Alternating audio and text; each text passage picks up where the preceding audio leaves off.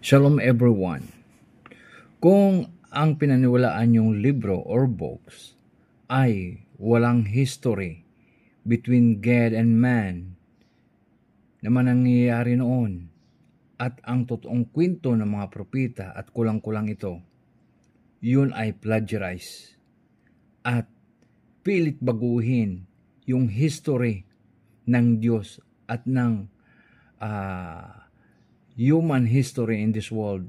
Pero pag sa Biblia, lahat ay nakasulat mula pa noong una na nangyayari hanggang sa ngayon at kasalukuyan at hanggang sa wakas ng sanlibutan ay nakasulat at binabala sa atin na huwag maniwala sa anumang mga scriptures na binibigay na magbukod doon sa Biblia.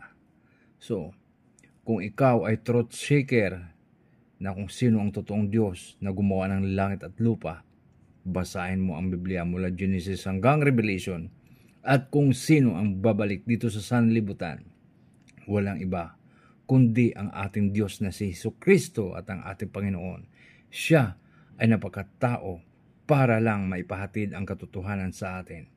So ang mga lumilihis sa turo ni Kristo ay siyang ibubulid sa apoy at sa impyerno. God bless everyone.